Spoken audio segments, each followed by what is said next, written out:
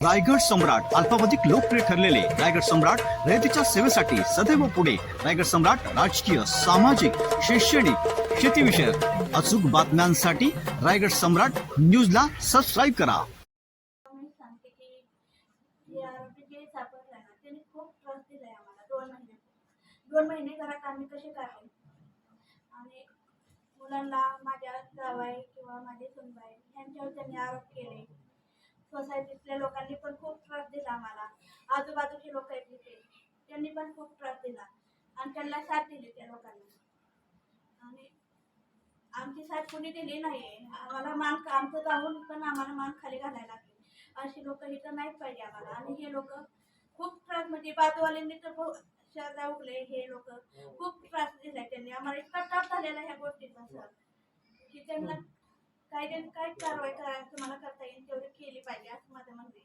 सुरुवातीला पोलिसांनी तपासात हलगर्जीपणा केला होता, मात्र आयोग बदली मी आभार मानते चव्हाण सरांची पण मानते आणि ते मॅडम आहे त्यांची पण मानते. कारण मॅडम मला खूप वेळा म्हणायच्या तुमचे दागिने गेले ते तुम्हाला भेटतील.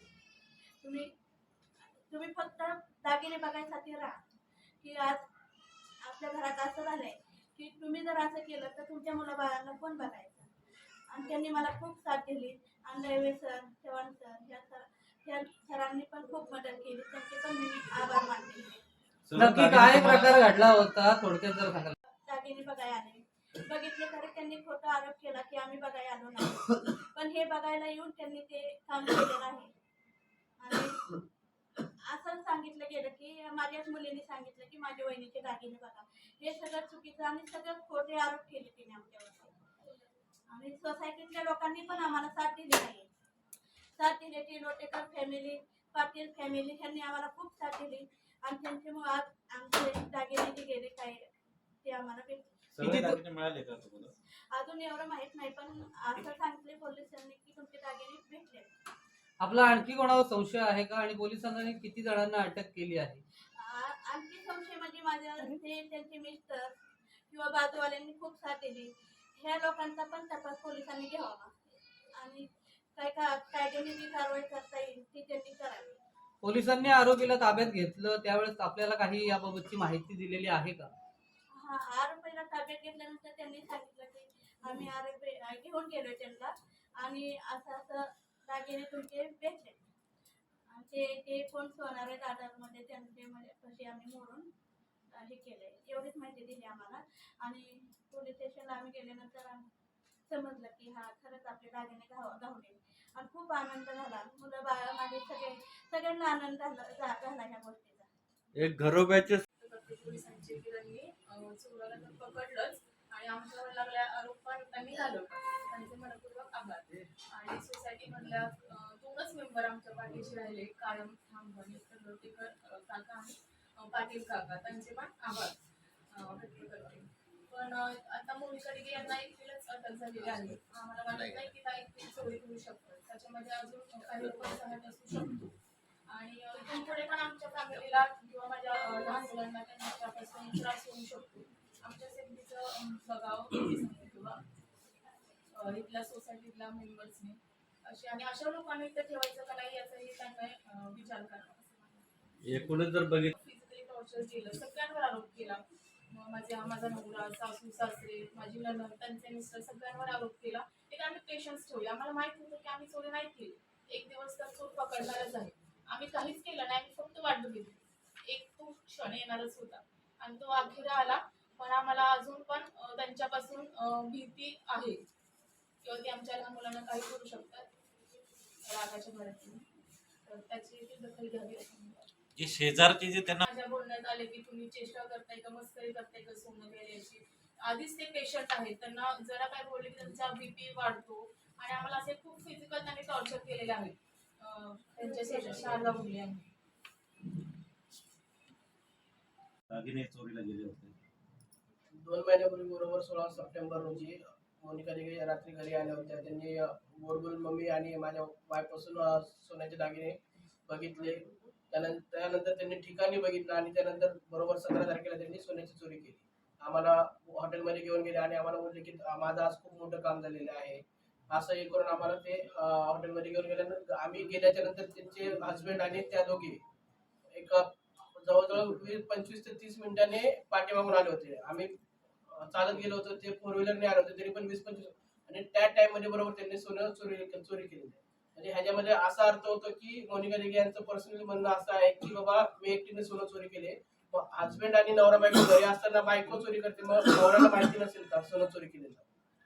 हा पोलिसांना एक नम्र विनंती आहे की त्याच्यामध्ये आरोपी सगळं सह आरोपी पण सामील आहेत, तर त्यांना त्यांच्यावर ही कारवाई करावी. 2 महिने झाले पोलीस कारवाई करत होते, मात्र पोलिसांवरती सुरुवातीला संशय घेण्यात आला. ज्यावेळी मीडियामध्ये या बातम्या आल्या त्याच्यानंतरच पोलिसांनी तपास अधिकारी बदली केला.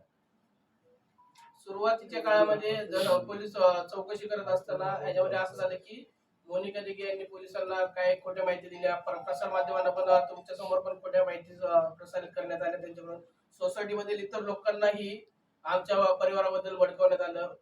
पोलीस तपास करतील, पोलिसांची खोटे म्हणजे बँक स्टेटमेंट देऊन पोलिसांची दिशाभूल मोनिका दिघे यांच्याकडून केली आणि त्या संदर्भात पोलिसांनी तपास केला आणि ज्या दिवशी पोलिसांनी म्हणजे बँक स्टेटमेंट त्यांचे काढले त्यामध्ये असं आढळून आलं की बाबा त्याच्यामध्ये त्यांनी सोनारापासून 17 लाख रुपये ऑन अकाउंट घेतले होते.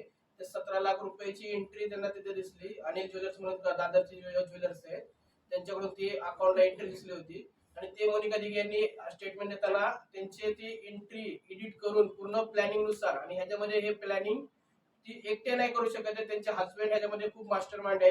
कारण त्यांनी सीसीटीव्ही फुटेजचे एक ऍप परचेस करून सीसीटीव्ही फुटेजचे पण त्या टायमिंगचे जे फुटेज आहेत ते एडिट करून हे केले होते त्या टायमिंगला. त्यामुळे आम्हाला 100% म्हणजे विश्वास आहे की ह्याच्यामध्ये मोनिका दिघे यांच्यासोबत शांतनू दिघे हे सुद्धा या कटामध्ये सामील आहे.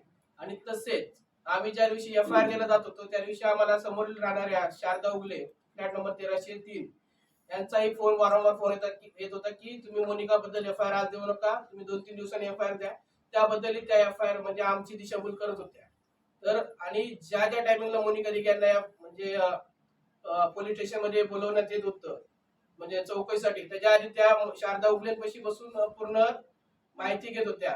शारदा उगले या महिला पोलीस आहेत, त्यांना माहिती आहे की तपासामध्ये काय काय विचारलं जातं कसं आहे, त्याबद्दल आधीच त्यांना ते माहिती समजत होत्या. त्यानुसार त्यांनी पूर्ण प्लॅन करून पोलिसांना हे दिली. आपली मागणी पोलीस प्रशासनाकडे कशा प्रकारे पुढील दिशेसाठी असेल? आमची मागणी एवढीच आहे की पोलिसांनी ह्या संपूर्ण तपासामध्ये पूर्ण माहिती घ्यावी. असंही आता आरोपी तर पकडलाय, आरोपी संघ सह आरोपी कोण आहेत, आरोपीला मदत कोणी कोणी कशा प्रकारे केली, या सर्व गोष्टींची माहिती त्यांनी घ्यावी आणि आरोपी सोबत अजून इतर आरोपी कोण आहेत ते शोधून त्यांनाही योग्य ती शिक्षा द्यावी, हीच आमची एक मागणी आहे. आपल्या कुटुंबावर देखील म्हणजे बऱ्यापैकी लोकांना माहिती आहे की बाबा असं हस्तगत कुटुंब होतं. मोनिका दिघे यांनी आम्हाला पूर्णपणे विश्वासात घेतलं, आमचा केसाने गळा कापतो त्या टाईप मध्ये हे केलं आणि आमच्या कुटुंबाबद्दल सोसायटीमध्ये किंवा इतरत्र सगळीकडे पसरवणार ह्यांचा मुलगा दारू पितो किंवा इतर गोष्टी असं तसं भांडणं करतो, घरी आई वडिलांना मारामारी करतो. जर आमचे आई वडील जर आता बाजूला आहेत तुम्ही त्यांना हे विचार, अशा खोट्या बातम्या सोसायटीमध्ये पसरवल्या आणि इतरही सगळ्यांना म्हणजे काय असतील फुटेज एडिट करून काय दाखवले की बाबा ह्यांनी सोनं चोरी केलं असतं ते अशा भरपूर त्याच्याबद्दल आमच्या सोसायटीमध्ये काही लोकांचं बोलणं बंद झालं किंवा इतर लोकांनी पण गंभीर आरोप आमच्यावरती लावले की बाबा ह्यांच्याच घरातल्यांनी सोनं चोरलं असेल.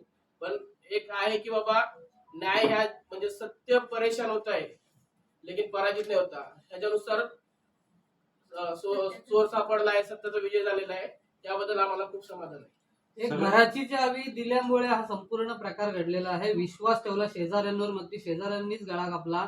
तर नागरिकांना चावी देण्याबाबत म्हणजे आपण ज्यावेळेस बाहेर जातो त्यावेळेस एखाद्या विश्वासाने चावी देतो, तर या संदर्भात नागरिकांना काय आवाहन कराल? मी सर्वांना एकच सांगतो की इथून पुढे तुम्ही कोणापाशी विश्वास आपला घात होईल असे कोणते कृत्य तुम्ही पण करू नका किंवा कोणाला घराची चावी देऊ नका की जेणेकरून आपण बाहेर गेल्याच्या नंतर आमच्या घरी जो प्रकार झालेला आहे तो तुमच्या घरी होऊ नये. सुदैवाने आम्हाला आमचं सोनं रिकव्हर झालेलं आहे. इन फ्युचर असं होऊ शकतं की तुम्हाला ते रिकव्हर पण होऊ शकत नाही. आणि की आता चोर आपण अशा प्रकारे बघत आहेत की एवढं टेक्निकल हे असताना सुद्धा टेक्निकली दृष्ट्या काही एडिटिंग करून किंवा काही करून तपासाची दिशाभूल करत आहे. त्यामुळं चावी तुम्ही इतर कोणापाशी ठेवू नका, तुमची चावी तुमच्यापाशी ठेवा, तुमच्या घरातल्या इतरांपाशी ठेवा, एवढंच मी सांगू इच्छितो. सगळे दागिने तुम्हाला मिळाले? आता याच्यामध्ये त्यांनी आम्हाला सांगितलेलं आहे की रिकव्हरी झालेली आहे, पण रिकव्हरी किती झालेली आहे याची अजून अद्यापर्यंत डिटेल नाही दिलेली आहे. पण ते म्हणजे किती रिकव्हरी झालेली आहे बऱ्यापैकी सगळी. किती दागिने गेले आतापर्यंत आमचे 22.5 तोळे जवळजवळ सोनं चोरीला गेलं होतं.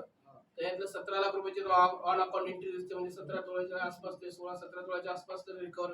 बाकी दागिन्यांचा अजून ते काय तपास करतात असं काहीतरी चालू आहे. पोलिसांच्या तपासाबद्दल आपण हे आहात का, समाधानी आहात का? सध्या पोलिसांच्या तपासाबद्दल आम्ही समाधानी आहे. मी विशेष आता ह्याच्यामध्ये आभार व्यक्त करतो आपले मिलिंद बांबळे साहेब असतील, पोलीस सीपी, किंवा आपले मोहिते सर असतील डीसीपी, कदम साहेब असतील एसीपी कदम साहेब असतील, विशेषतः कामोटे पोलीस स्टेशनच्या पोलीस निरीक्षक विमल बिडवे मॅडम असतील, किंवा डिटेक्शन टीमचे एपीआय आपले दळवी साहेब असतील, चव्हाण साहेब असतील, त्यांचे सर्वांचे आणि त्यांच्या संपूर्ण टीमचे मी आभार मानतो या ठिकाणी.